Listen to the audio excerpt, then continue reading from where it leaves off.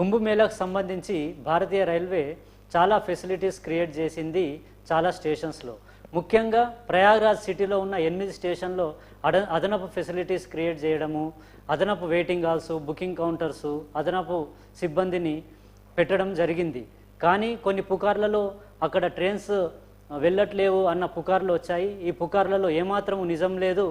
ఎందుకంటే కుంభమేళా స్టార్ట్ అయిన నుంచి ఇవాటి వరకు కూడా నిరంతరంగా ప్రయాగ్రాజ్ సిటీలో ట్రైన్స్ ఆపరేట్ అవుతూ ఉన్నాయి. దాన్ని గమనిస్తే నిన్నటి రోజు దాదాపు ప్రయాగ్రాజ్ సిటీలో ఉన్న 8 స్టేషన్స్ నుంచి 330 ట్రైన్స్ జర్నీ స్టార్ట్ చేశాయి. దాదాపు 12,50,000 మంది నిన్న ప్రయాగ్రాజ్ నుంచి ప్రయాణం సాగించారు. అంతేకాకుండా ఇవాల్టి రోజు మధ్యాహ్నం 3 గంటల వరకు ప్రయాగ్రాజ్ సిటీలోని 8 స్టేషన్స్ నుంచి 200 పైచిలకు ట్రైన్స్ ఆపరేట్ అయ్యాయి.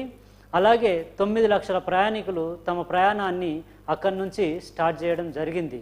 సో ఇది చెప్పడం ఏంటంటే ఇలాంటి పుకార్లని నమ్మొద్దు. నిరంతరంగా ట్రైన్స్ ఆపరేట్ అవుతూ ఉన్నాయి. ఎక్కడ ఏమాత్రం ఇబ్బంది కలగకుండా పూర్తి స్థాయిలో రైల్వే చర్యలు తీసుకుంది. అందులో భాగంగానే ప్రయాగ్రాజ్లో ఉన్న స్టేషన్స్లో అదనపు సిబ్బందిని పెట్టడమే కాకుండా డిఆర్ఎం స్థాయి ఆఫీసర్స్ కూడా అక్కడ మినిట్ టు మినిట్ పర్యవేక్షణ చేస్తూ ఉన్నారు. అంతేకాకుండా ఇలాంటి పుకార్లు ఏమాత్రం నమ్మొద్దు. South central railway, Indian railways official handles, official websites, social media handles ద్వారా అప్డేటెడ్ లేటెస్ట్ రిలయబుల్ ఇన్ఫర్మేషన్ లభిస్తుంది. దాన్ని బేస్ చేసుకొని టూర్ ప్లాన్ చేసుకోవాల్సిందిగా విజ్ఞప్తి. సౌత్ సెంట్రల్ రైల్వే విషయానికి వస్తే దాదాపు 180 special trains originating, terminating and through trains operate చేయడం జరిగింది.